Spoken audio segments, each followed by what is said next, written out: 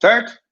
Então, para a gente começar o nosso assunto de contração muscular, uma das primeiras coisas que a gente tem que pensar e tem que lembrar é que cerca de 40% de todo o nosso corpo humano, da massa, da parte seca do nosso corpo, né, ela vai ser composta por musculatura. E é uma musculatura do tipo esquelética, justamente porque ela vai ser uma musculatura que está sempre associada ou sempre relacionada ao nosso esqueleto ósseo. Por isso que essa musculatura é chamada de musculatura esquelética. A gente tem outros tipos de músculo. A gente musculatura lisa, que fica envolvendo internamente os órgãos, tem a musculatura cardíaca, mas a principal, né, a que tem maior abundância no nosso corpo, é a nossa musculatura esquelética.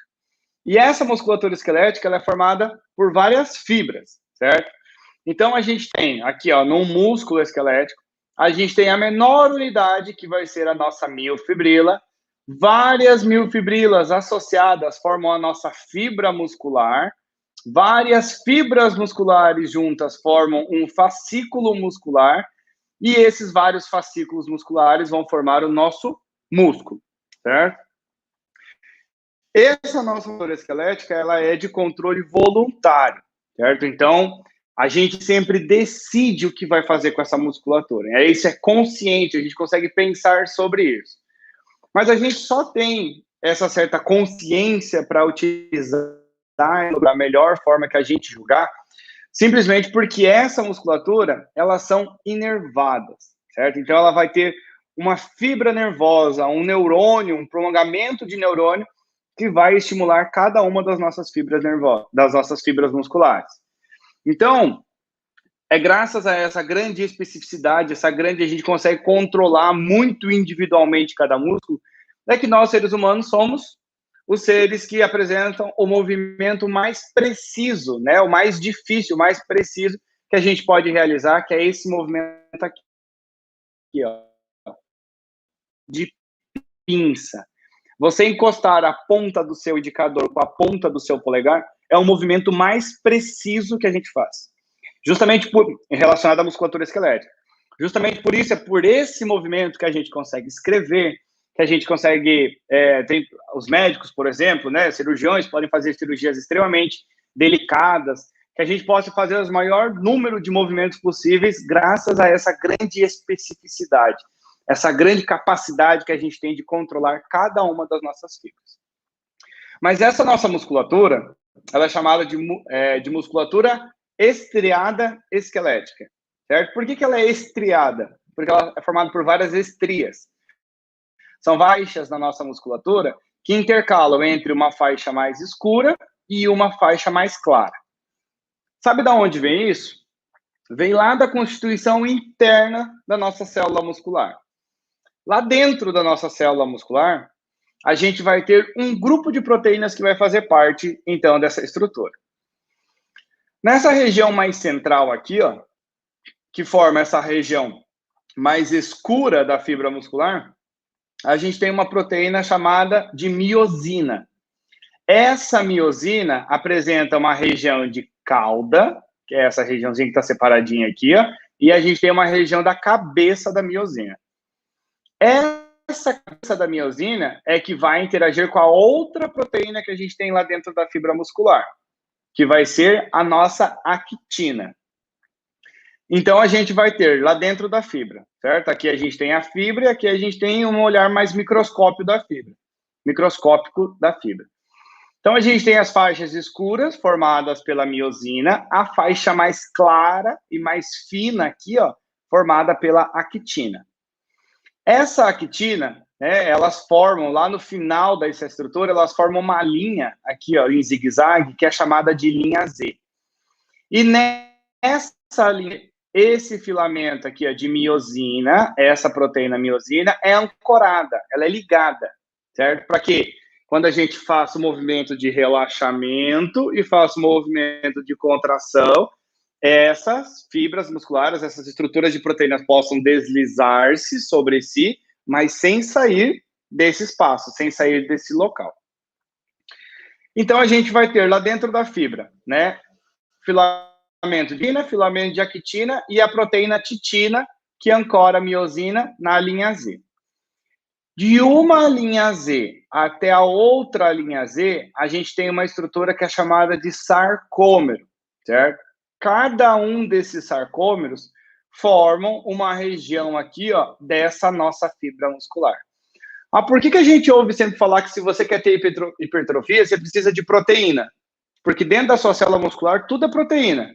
Esse filamento mais espesso é feito da proteína miosina, o mais fino da proteína actina, e essa outra proteína aqui, ó, é a titina. Todas as proteínas são formadas da mesma forma, união de vários aminoácidos. Quando a gente come muita proteína, é o que a gente disponibiliza para o corpo, aminoácido, para que ele possa construir esses sarcômeros, então. Só que o que acontece? Esse filamento de actina, ele tem vários locais aqui, ó, chamados de locais ativos. Esses locais ativos são os locais onde a miosina, aqui, ó, a nossa miosina vai interagir com a actina. Então, vão ser nesses locais ativos. Só que esses locais ativos não estão disponíveis o tempo todo, não. Eles estão escondidos. Sabe por quê? Ó, filamento de actina, miosina. Se a gente tivesse esses locais sempre disponíveis, a miosina ia poder estar o tempo todo ligada com a actina. E se elas estivessem o tempo todo ligadas, a gente seria totalmente enrijecido. Não teria essa capacidade maleável que a gente tem. Só que, para esconder esses locais ativos, para não permitir com que ela fique ligada, a miosina, na actina o tempo todo, a gente tem uma outra proteína. Olha como na nossa fibra muscular tudo é proteína. A outra proteína que a gente tem é chamada de tropomiosina. O que a tropomiosina faz? Esconde os locais ativos onde a actina vai ligar. Segura essa informação aí. É isso que a tropomiosina vai fazer, esconder os locais ativos. Só que junto aqui, ó, a gente tem um outro complexo de proteínas, que é a nossa troponina. Então não pode confundir. Actina, miosina, tropomiosina e troponina. Actina é o fino, miosina é o filamento grosso, tropomiosina esconde o local ativo e a troponina. Olha a nossa troponina aqui, ó. A troponina, ela tem 3 subunidades. Uma, aqui a subunidade C, que vai se ligar ao cálcio, a subunidade T, que vai se ligar à tropomiosina, e a subunidade I, que vai se ligar à actina. A tropomiosina faz com que todas essas proteínas estejam interligadas, certo? Então, ela une todas essas proteínas. Só que a troponina, perdão, ela tem um local ativo que liga a actina e outro que liga a tropomiosina. O terceiro liga o cálcio. Por qual que é a importância desse cálcio aqui, ó? Olha só.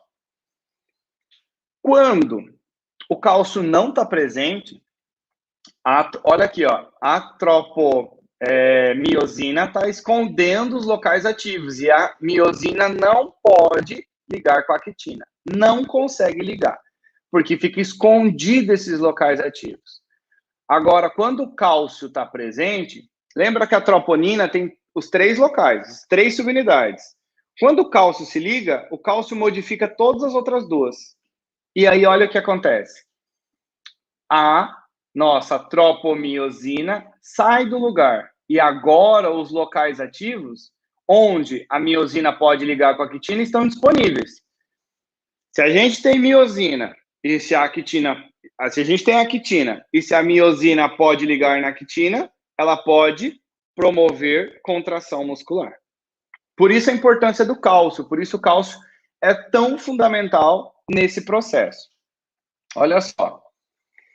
Quando a cabeça da miosina se liga ao local ativo, ela se inclina.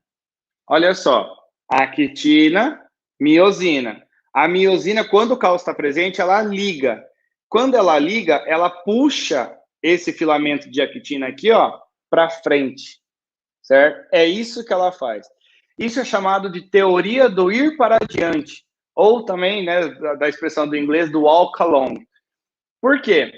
Porque essa inclinação, essa ligação da miosina com a actina, puxa o filamento de actina somente para um lugar.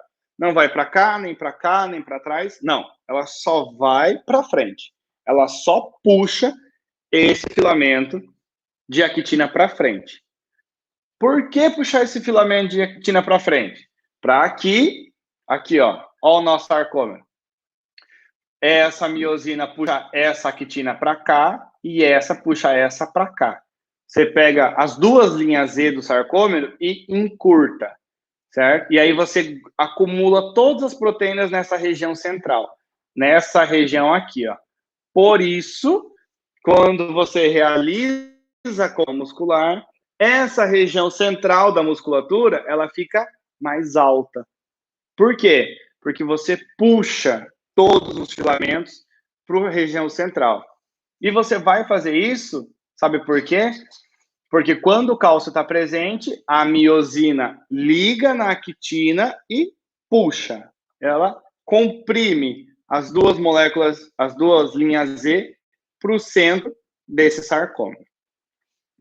Olha só como que vai acontecer, então. Tem actina, tem miosina e tem cálcio. Então, a actina pode ligar com a miosina. Só que acontece, eu disse para vocês o seguinte, que a miosina liga e puxa, certo? Só que ela está grudada aqui ainda. O que faz ela soltar? ATP. Lembra do ATP, nossa molécula energética? Olha o que o ATP faz. Então, a actina ligou, puxou para frente aqui, ó, a setinha, puxa o filamento para frente, só que ela está ligada. Só que ela não pode ficar ligada, lembra? Se ela ficar ligada, a gente vai ficar enrijecido. Quando a gente tem energia na nossa célula muscular, o ATP ele não serve para promover a contração, e sim para soltar a miosina da actina. Olha aqui, ó. Aqui, quando o ATP entra, ele se liga na miosina e solta a miosina da actina. E aí, essa região da cabeça da miosina quebra esse ATP. Quando ela quebra o ATP, ela faz o quê? Posiciona a miosina de novo para fazer contração, para se ligar de novo. Actina, miosina. Tem cálcio presente? Local ativo está disponível. Miosina liga, puxa. Tem ATP presente? Tem. O ATP serve para a miosina desligar. E aí ela se posiciona novamente. E aí, continua o cálcio lá? Liga de novo, contrai de novo. Certo? Então, o ATP serve para soltar a miosina da actina. Sem o ATP, a gente ficaria grudado a miosina com a actina. Quer ver como eu vou provar isso para vocês? Olha só. Rigor mortis é uma coisa que vocês já devem ter visto ou mesmo ouvido, que é a nossa contratura muscular pós-morte. Esse enrijecimento da contratura, da nossa musculatura.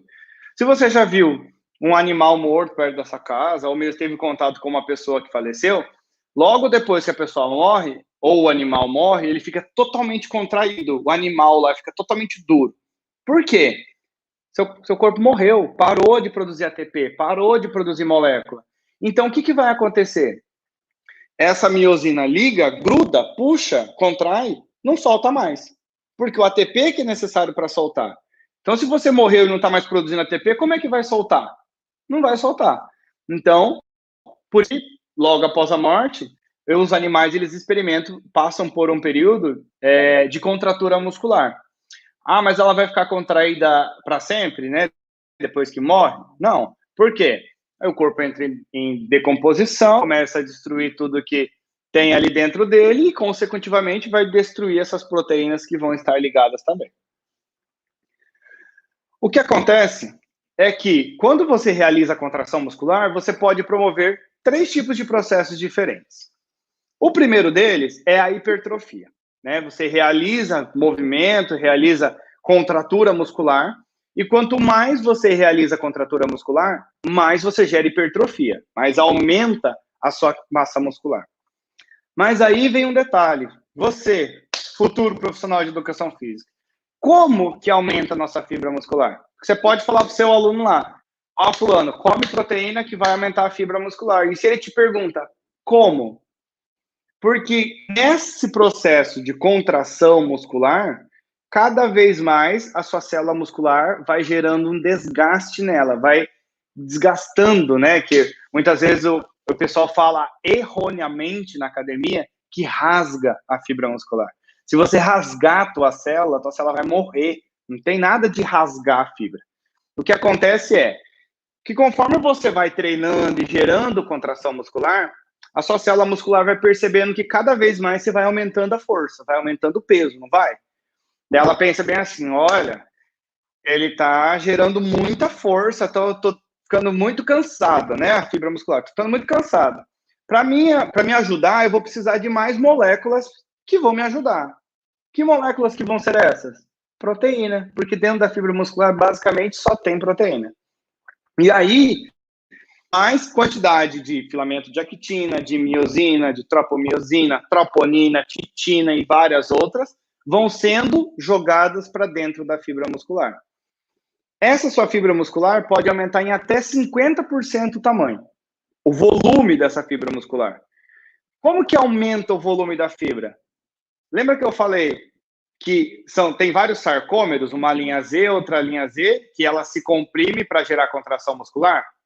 Só que, por um exemplo, você tem um sarcômero nesse espaço e a sua fibra muscular precisa aumentar de tamanho. Então, o seu corpo vai lá e coloca mais entra no meio aqui, ó, e coloca um sarcômero.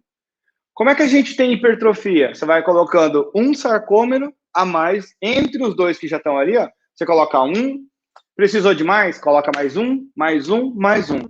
De acordo com o quê, professor? De acordo com a necessidade da sua célula muscular. Por isso que quando a pessoa faz muita atividade, muita força, ela começa a aumentar o volume da fibra.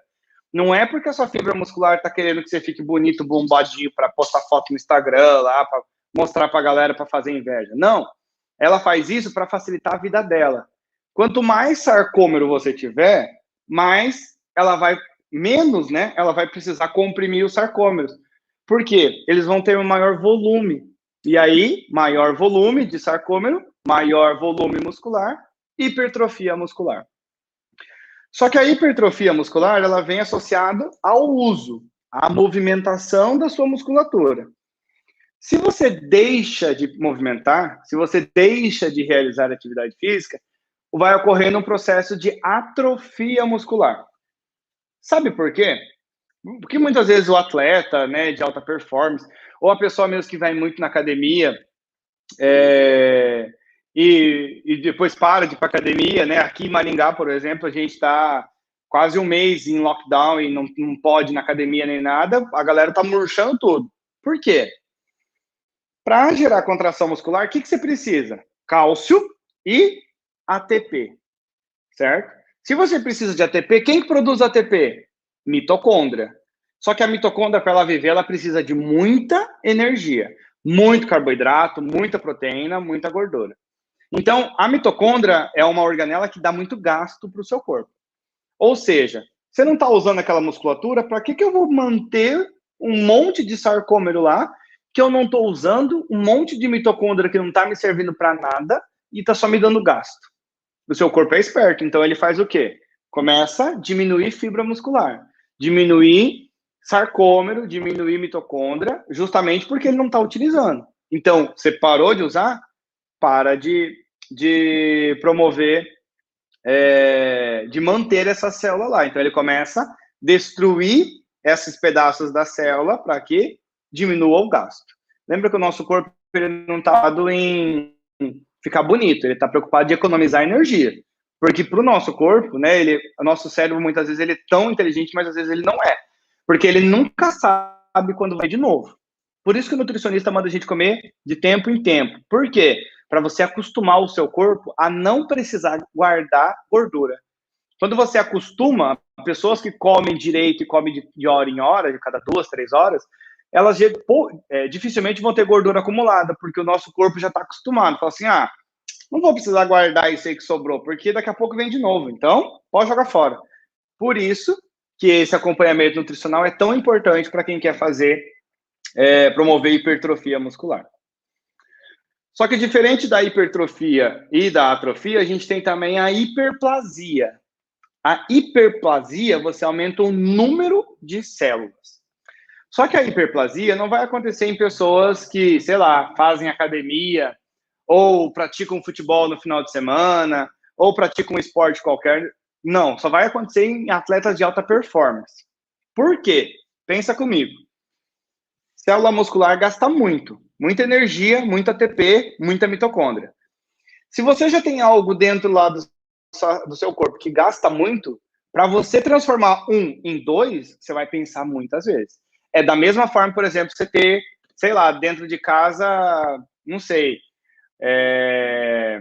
ou você tem lá, sei lá, um carro que gasta muita gasolina, né? No preço que está hoje, gasta muito. Aí você pensa bem assim, esse carro gasta um monte de PVA, de imposto, de seguro, taranã. Já que eu estou gastando um monte com ele, eu vou comprar outro para gastar o dobro. Não, você não vai fazer isso, o teu corpo também não vai fazer isso.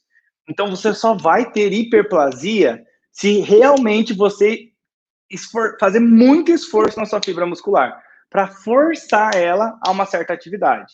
Só nessas condições você vai ter hipertrofia. Quer dizer que você que vai na academia, você não pode ter hipertrofia? Pode. Só que antes de você ter, você pode ter hiperplasia? Pode. Só que antes de você ter hiperplasia, o seu corpo vai colocar sarcômero para evitar a hiperplasia. Porque uma vez que ele transformou uma célula em duas, ele vai ter o dobro de gasto para o resto da vida. Então, ele vai evitar ao máximo promover a hiperplasia, que é o aumento do número de células. O que acontece muitas vezes, né, e vocês muitas vezes podem ter contato com esse tipo de paciente, de cliente, é a desnervação, que muitas vezes acontece por uma lesão, um rompimento de neurônio, né, um acidente, alguma coisa. O que acontece é que logo após não vir informação nervosa, lembra que a nossa célula muscular, ela tem, cada uma delas vai ter uma relação direta com o sistema nervoso. Uma vez que falta esse suprimento nervoso, as células começam a perder sua atividade.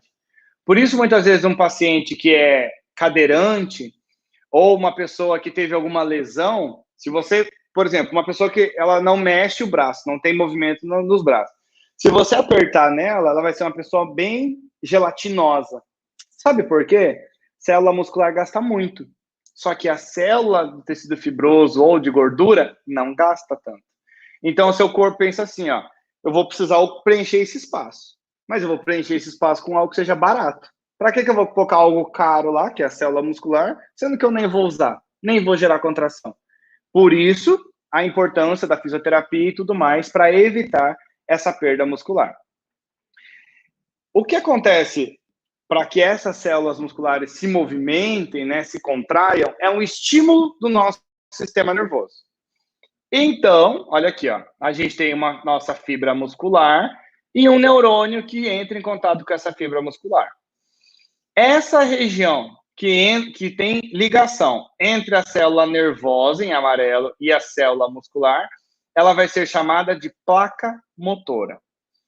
Essa placa motora, ou em alguns livros também chamada de junção neuromuscular, ela acontece porque o neurônio, olha só, ele se invagina, ele entra dentro da célula muscular praticamente. E aí, esse neurônio que entrou dentro da célula muscular vai poder mandar informações para a célula muscular, para mandar essa célula muscular se contrair. Como que isso vai acontecer? Olha só. A gente tem aqui, né, uma representação da célula nervosa e da célula muscular. Lá na nossa célula muscular, a gente tem vários receptores lá na membrana dessa célula muscular. Então, quando a gente pensa em contrair a célula muscular, a gente manda uma informação para o neurônio, certo? Essa informação ela vai até lá na pontinha do neurônio, sai lá do nosso cérebro e chega até nessa pontinha do neurônio que está em contato com a célula muscular. E isso faz com que abra canais de cálcio nessa célula nervosa. Não é o mesmo cálcio que está dentro da fibra, que é outro cálcio. O cálcio, então, entra na célula nervosa e pega essas bolinhas aqui, essas vesículas, que têm um neurotransmissor, e joga esse neurotransmissor para fora, para ele encontrar a nossa célula nervosa. Quem que é o neurotransmissor que promove contração muscular? Acetilcolina. Então, essa entrada de cálcio promove liberação, exocitose, joga para fora a acetilcolina. Lá na célula muscular, a gente tem aqui os bonitos dos receptores de acetilcolina. Então, quando duas moléculas de acetilcolina se ligam nesse receptor, esse canal aqui do receptor se abre. E aí entra sódio, certo? Quando o sódio entra, gera uma alteração na nossa fibra muscular. Olha só. Então, essa informação veio lá do neurônio, jogou a informação para a célula muscular, e essa célula muscular agora abriu os canais para a entrada de sódio. Só que essa nossa fibra muscular é uma fibra muito grande. Olha o tamanho de uma célula muscular nossa. Ela é muito grande. Para que toda ela se contraia, todo esse movimento de contração aconteça muito ao mesmo tempo, toda a nossa musculatura precisa receber informação ao mesmo tempo. Por isso, lá dentro da nossa fibra muscular, junto lá com a nossa fibra muscular, a gente tem uma grande região aqui, de retículo sarcoplasmático, que é o nosso retículo endoplasmático. Só que na célula muscular, como ele é muito grande e muito importante, ele vai ser chamado de retículo sarcoplasmático. E aí a informação vem do nosso neurônio, e essa informação, então, entra dentro lá da nossa célula por regiões chamadas de túbulos T, que atravessam essa célula muscular. Quando esses túbulos atravessam a célula muscular, eles liberam outro cálcio, certo? Que é aquele cálcio lá de dentro da fibra muscular que promove a contração do sarcoma. Então, olha só, informação vem do cérebro, pelos nossos neurônios, e aí, quando chega lá na ponta do neurônio, o cálcio promove liberação da acetilcolina.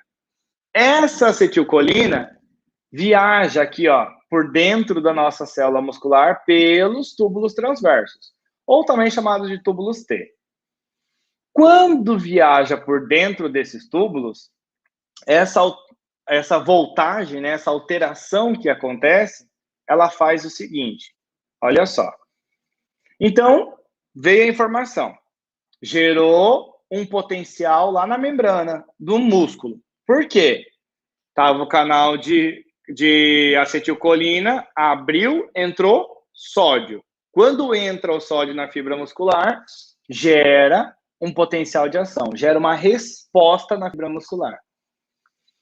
Esse potencial de ação altera a voltagem da membrana. Quando ele altera a voltagem da membrana, nessa membrana aqui do túbulo T, a gente tem um receptor chamado de dihidropiridina. O que esse receptor vai fazer? Ele libera cálcio lá de dentro do retículo sarcoplasmático. Para quê, professor? Para gerar contração. Então, a informação vem do neurônio.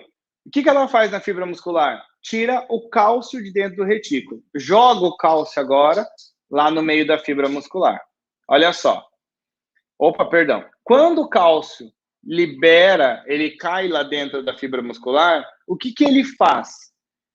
Mexe na troponina, desloca a tropomiosina para que a miosina se ligue na actina. Quando ela faz isso, ela promove contração. Viu só como é interligado as informações? Vem do cérebro, chega lá no neurônio, quando atinge a célula muscular, gera um potencial de ação. O que o seu neurônio quer fazer com a sua célula muscular? Liberar cálcio. Liberou o cálcio, promoveu contração muscular. Ah, então tá bom. Então o cálcio está presente lá. E agora esse cálcio vai gerar contração. Vai. Só que, por exemplo, eu quero contrair o meu músculo aqui, só que eu não quero ficar ele contraído muito tempo, eu quero relaxar agora. O que eu tenho que fazer? Tirar o cálcio lá de dentro da fibra muscular.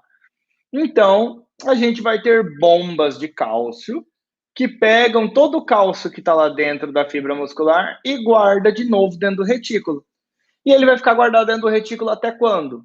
Até vir uma nova informação do neurônio, gerar um novo potencial de ação na nossa célula nervosa e promover nova liberação de cálcio, para que a gente possa novamente ter a contração muscular.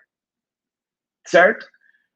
Olha só, eu separei um videozinho aqui que a professora Sheila vai colocar para a gente agora, e esse videozinho, ele vai mostrar graficamente tudo aquilo que eu disse para vocês entenderem e verem, visualizarem, para ficar mais fácil de vocês entenderem. Então, vamos assistir o vídeo agora, e depois que a gente assistir o vídeo, a gente vai para as perguntas. Por favor, colocar, professora Sheila. Dias para fazer suas atividades. Essa mulher está usando músculos para respirar, circular o sangue e mover suas mãos para fazer anotações. Seu tecido muscular cardíaco e liso são involuntários. Você não controla suas ações voluntariamente. Músculos esqueléticos trabalham sob controle voluntário. Músculos esqueléticos são compostos por feixes de fibras musculares. Fibras musculares são células longas e cilíndricas, contendo vários núcleos. Os músculos se contraem ou relaxam quando recebem sinais do sistema nervoso. Uma junção neuromuscular é o local da troca de sinais. Esse é o local onde o bulbo sináptico de um axônio terminal se conecta à fibra muscular. Fibras musculares são compostas de muitas miofibrilas. Uma miofibrila contém unidades contráteis chamadas sarcômeros. Sarcômeros correm adjacentes um ao outro ao longo de toda a miofibrila. Cada sarcômero consiste de filamentos de proteínas finas e grossas que dá aos músculos esqueléticos sua aparência estriada. O músculo contrai quando esses filamentos deslizam uns sobre os outros. Os filamentos grossos são formados pela proteína miosina, os quais são ancorados no centro do sarcômero, chamado de linha M. Os filamentos finos são formados pela proteína actina, os quais são ancorados às linhas Z nas extremidades do sarcômero. Como os filamentos de actina são ancorados na linha Z, o sarcômero encurta em ambos os lados quando os filamentos de actina deslizam sobre os filamentos de miosina. Embora a ação entre os filamentos seja descrito como deslizamento, os filamentos de miosina realmente puxam a actina em todo o seu comprimento. As pontes cruzadas dos filamentos de miosina se ligam aos filamentos de actina e exercem força neles para movê-los. Essa ação é conhecida como o mecanismo dos filamentos deslizantes da contração muscular. Neste modelo, os sarcômeros encurtam sem que haja alterações no comprimento dos filamentos finos ou grossos. A contração começa quando um ATP ligado à miosina é hidrolisado a ADP e fosfato inorgânico. Isso faz com que a cabeça da miosina se estenda e possa se ligar a um sítio de ligação da actina, formando uma ponte cruzada. Uma ação conhecida como força motriz é ativada, permitindo que a miosina puxe o filamento de actina em direção à linha M, encurtando o sarcômero. O ADP e fosfato inorgânico são liberados durante a força motriz. A miosina permanece ligada à actina até que uma nova molécula de ATP se ligue, liberando a miosina para ou entrar em um novo ciclo de ligação e mais contração muscular, ou permanecendo não ligada, permitindo ao músculo relaxar. A contração muscular é controlada pelas ações do cálcio. Os filamentos finos de actina são associados com proteínas regulatórias chamadas de troponina e tropomiosina. Quando o músculo está relaxado, a tropomiosina bloqueia os sítios de ligação para as pontes cruzadas na actina. Quando os níveis de íon cálcio são altos o suficiente e o ATP está presente, os íons cálcio se ligam na troponina, que desloca a tropomiosina, expondo os sítios de ligação à miosina na proteína actina. Isso permite à miosina se ligar ao sítio de ligação da actina, formando uma ponte cruzada.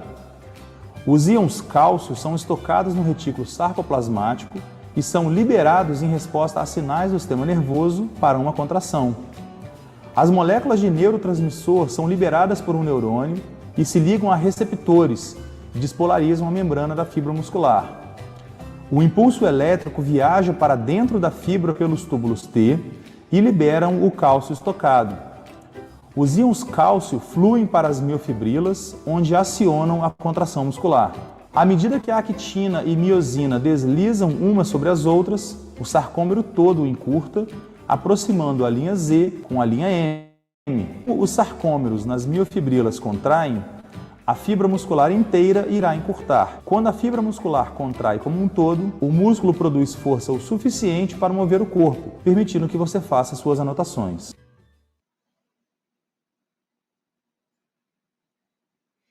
Viu só, gente? É muito legal esse processo de contração muscular e esse vídeo é muito bom que dá para a gente visualizar muito bem tudo que eu disse para vocês. Toda essa interação da actina com a miosina, a função do cálcio, a função da troponina e da tropomiosina, que permite com que a gente possa fazer todos os movimentos musculares que a gente precisa. Sempre para promover uma contração. Então, a gente vai pegar uma linha Z, a outra linha Z, aproximar elas uma da outra, para que a gente possa promover a contração muscular. Certinho? Professora Sheila, veio dúvidas dos nossos aluninhos queridos já? Professor, o nosso chat está de parabéns hoje, porque ele está bombando.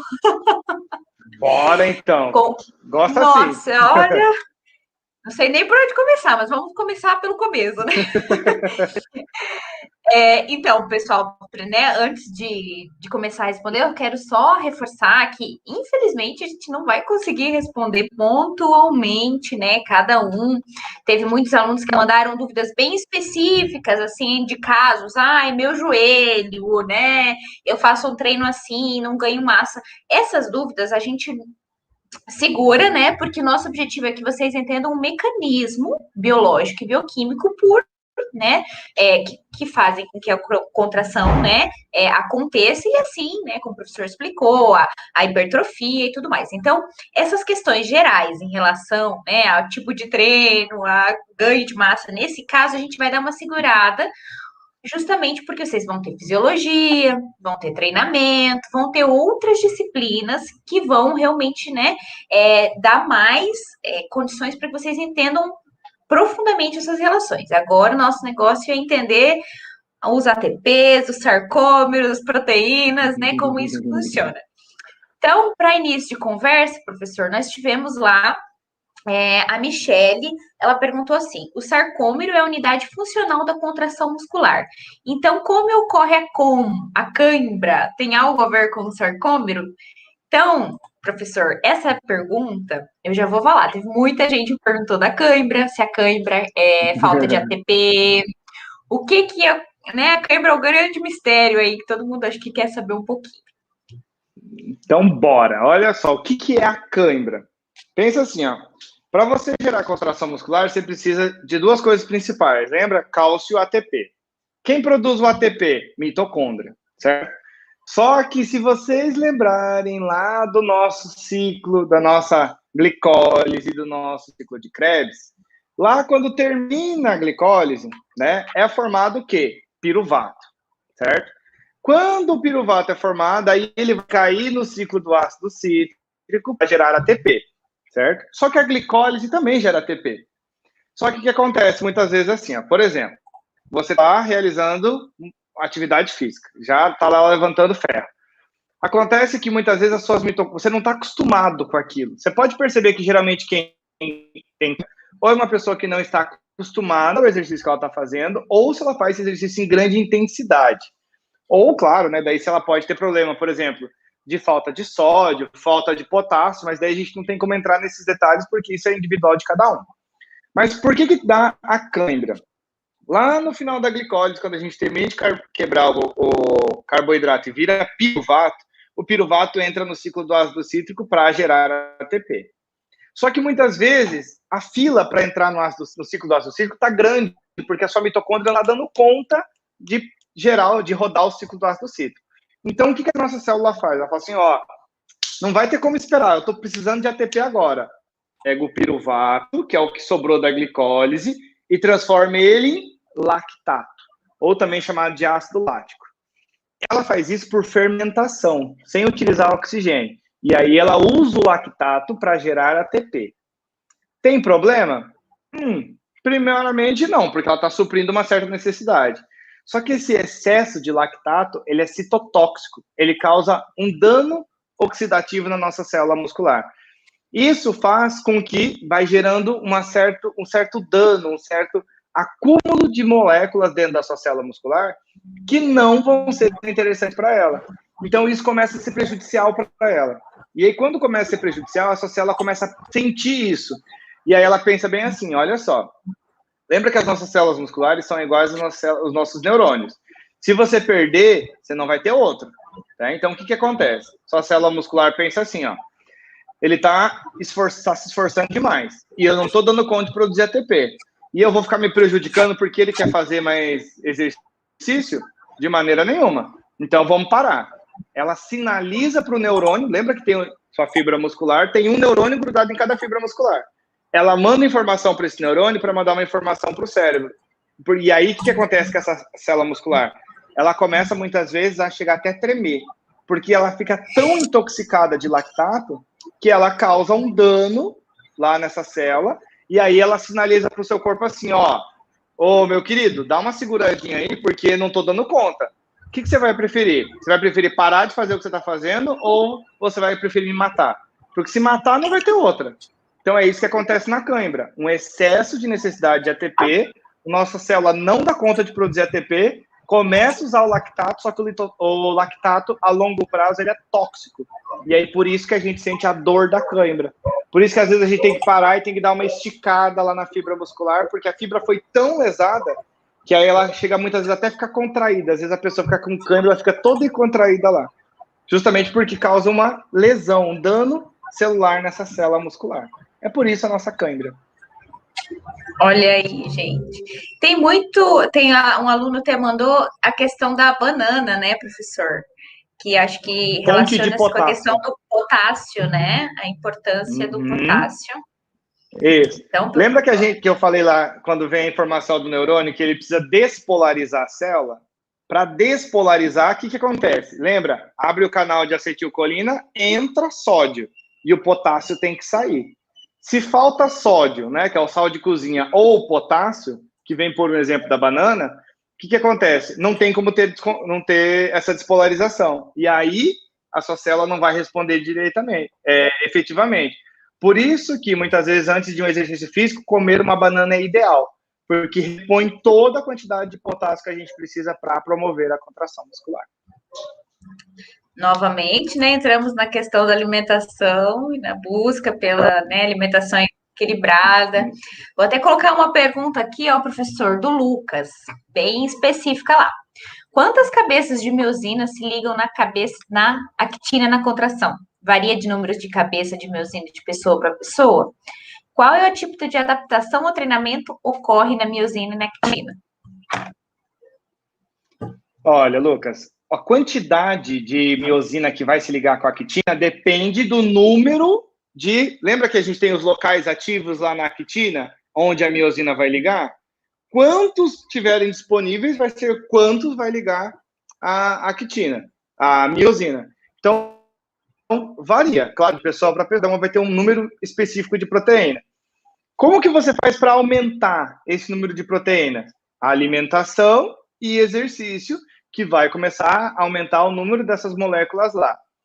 O que acontece é que conforme você vai começando a fazer um exercício, você vai começar a aumentar o número de actina, aumentar o número de miosina, aumentando todas as proteínas que estão lá dentro.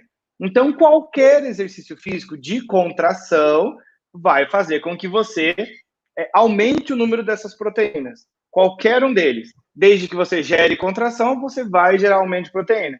Mas não é somente o exercício, né? Por exemplo, vamos supor que você trabalha o dia inteiro, sei lá, levantando alguma coisa do chão. Esse movimento que você está fazendo está constantemente promovendo a contração muscular. Tudo que você movimenta no seu corpo promove contração muscular. Então, qualquer atividade vai fazendo lentamente com que você aumente cada vez mais o número de proteínas. Por que sempre quando vocês, né, forem recomendar o treino para o aluno de vocês, por que sempre você tem que fazer o treino por um período de tempo e depois aumentar? Você nunca pode ficar a vida inteira no mesmo treino. Porque o seu músculo, vamos supor, o seu músculo hoje tem 5, né? É só uma suposição. tem 5 miosinas e 5 actinas lá. E aí você começou a fazer contração, ele aumentou agora para 10. Só que você passou a vida inteira fazendo o mesmo peso. Quantos que você vai ter a vida inteira? 10. Por que o personal manda a gente aumentar o peso? Para que agora você tem 10, vamos fazer 15. Ah, tá tranquilo agora? Chega um determinado momento do exercício que você se acostuma com o peso. Por quê? Porque você já colocou todas as proteínas que precisava lá. Aí o que você precisa fazer? Aumentar a carga, aumentar a carga, aumentar a carga, lentamente, para que você vá depositando cada vez maior número de proteínas lá dentro da fibra muscular. Tá entendendo, pessoal? Tá? Eu acho, o pessoal tá aqui, né, mandando as informações, perguntando a questão das diferenças, por exemplo, dos idosos, que os idosos, né, que tem a relação entre a perda de massa muscular com a questão da cãibra, porque é comum, né, muitos idosos terem cãibra. Professor, tem a relação? Sim, o que acontece com o idoso? O idoso ele tem um processo de envelhecimento chamado de sarcopenia. O que é a sarcopenia? A diminuição de massa magra. É uma coisa que eu sempre brinco com os alunos em sala. Depois dos 25, é só debaixo. Por quê? Dos 25 aos 50 anos, a gente perde 10% de toda a massa muscular do corpo. Ou seja, se você não faz exercício físico, você perde os 10%. Se você faz algum tipo de exercício, você começa a reduzir essa perda. Então, o que acontece? O idoso, ele vai cada vez perdendo mais massa muscular. E depois dos 50 anos, ele chega a perder quase 1% de massa muscular ao ano. Então, ele perde muita massa muscular. E aí o idoso começa a ficar flácido, porque ele começa a trocar massa muscular por gordura, certo? Porque é mais barato. Então, começa a trocar. O que acontece com o idoso é que você não pode fazer com que o idoso faça o mesmo exercício que você faz, que um adulto faz. Porque ele está perdendo massa muscular. E, além disso, o idoso começa a perder reservas orgânicas. Por um exemplo, potássio, sódio, cálcio. Lembra do cálcio que fica lá dentro do retículo sarcoplasmático, que a gente usa para contração? O idoso começa a diminuir a quantidade de cálcio. Se diminui a quantidade de cálcio, ele perde força para fazer essa contração. Por isso que a gente vai envelhecendo e a gente vai ficando cada vez mais frágil, cada vez mais fraco, porque o nosso músculo não vai conseguir mais contrair. Você perdeu célula muscular, você perdeu as proteínas que estão lá dentro, você perdeu as reservas lá que você tem de íons. Você vai gerar contração muscular como, meu filho? Você não vai ter capacidade de gerar tanta contração muscular. Então, ao longo do tempo, esse exercício físico para o idoso, ele tem que ser muito observado, tem que ser um exercício leve, para que ele tente manter a massa muscular. Não adianta você pegar, sei lá, um senhor de 60 anos, né, 70 anos, e querer que ele vá e ter hipertrofia, porque ele não tem como ter. Ele não tem reserva orgânica, ele não tem GH, que é fundamental para aumentar a massa muscular, ele não tem reserva, ele tem problema de alimentação, de absorção de nutrientes, ele tem diversos problemas porque ele está envelhecendo, está se direcionando à morte, né? Então, não tem como você praticar da mesma forma. É igual acontece com a criança. Crianças de menos de 12 anos não podem fazer exercício de hipertrofia, porque as células musculares estão se desenvolvendo ainda. Lembra que se você perder uma, você não tem mais?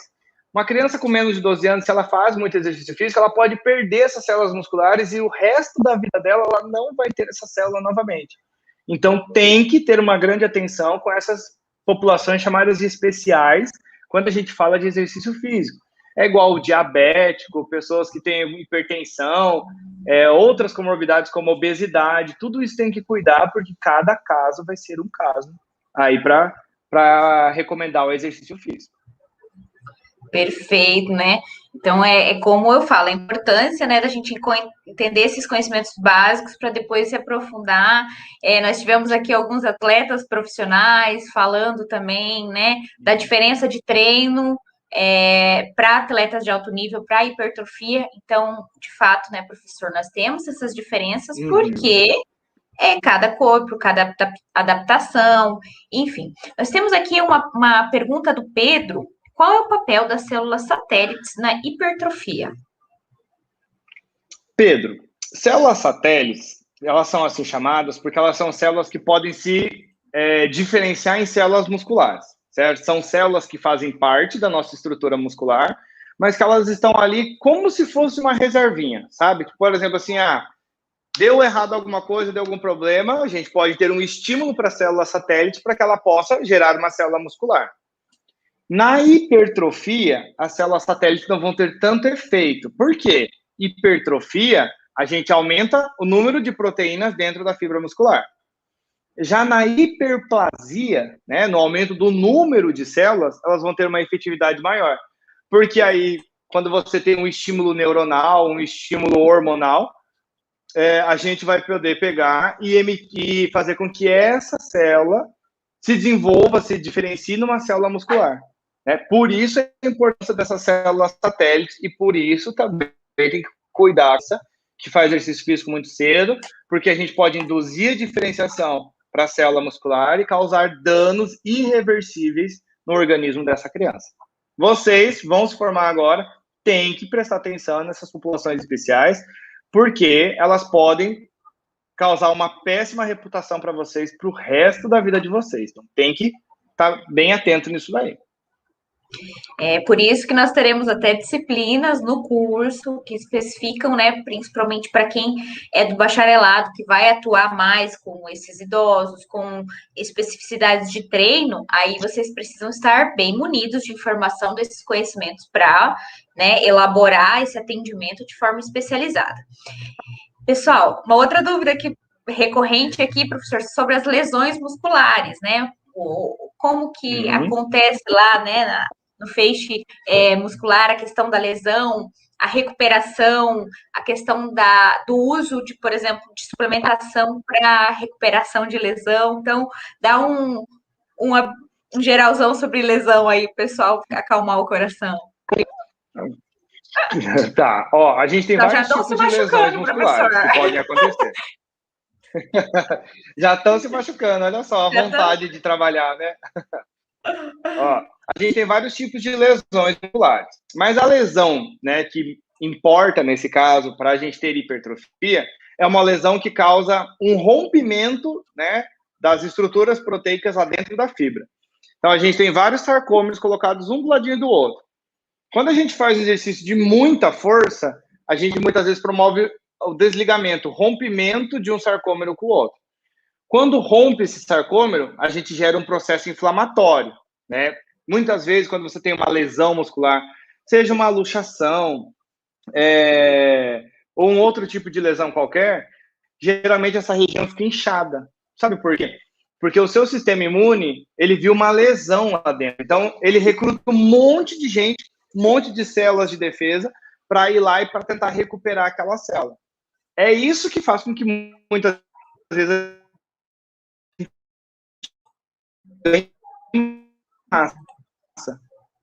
porque aí para aumentar a capacidade da nossa fibra muscular, para aumentar essa capacidade de volume da fibra muscular. Então, muitas vezes uma lesão que é causada pelo exercício físico, ela pode ser benéfica se ela for em pequena intensidade. Não adianta você ir lá e querer levantar 300 quilos de um dia para a noite para causar uma lesão na tua célula, que vai poder fazer com que, achando que você vai gerar hipertrofia. Não vai. Essas lesões, elas têm que ser mínimas, têm que ser pequenas.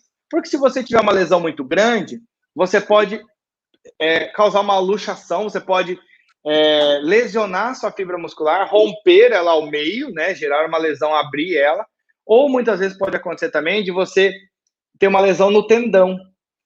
A nossa fibra muscular, né, ela é toda encapada, tem uma camada de células ao redor dela chamada de sarcolema. Esse sarcolema, eles se unem das várias células, se juntam, formam uma fáscia tendínea e no final dessa fáscia é gerado um tendão. Esse tendão é que vai se inserir nos nossos ossos.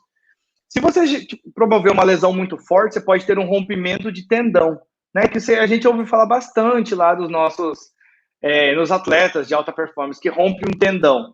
O que rompeu um tendão? Você forçou tanto a sua musculatura que ela chegou a se soltar, se soltar do seu esqueleto ósseo.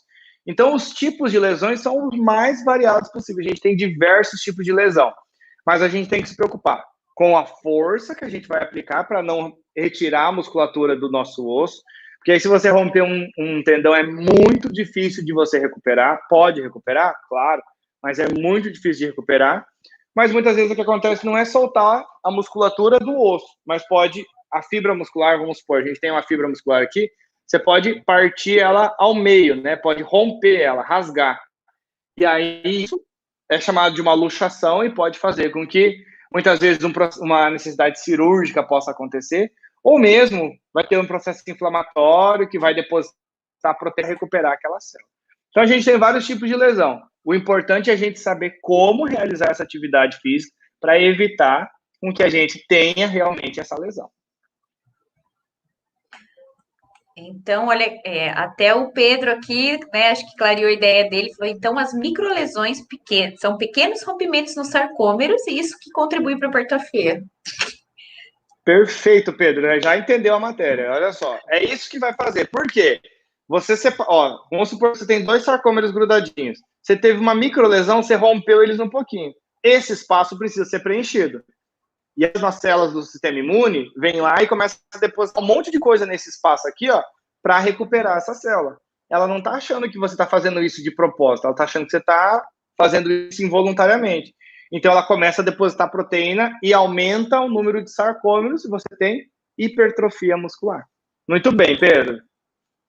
Então, eu não sou especialista, né, como professor, e eu acho que o que o Pedro colocou e a forma como colocou para a gente também é simples, né, que a gente pode explicar para os nossos alunos, né, já envolvendo um pouco mais, né, dessa parte biológica e bioquímica, que aí também não fica, né, tão, se começar a falar, miosina, quitina, às vezes nosso aluno também não vai entender, mas a gente tem que entender que, então, eu penso, né, professor, que a gente tem que ressaltar que para hipertrofia, para ganho de massa, não existe milagre.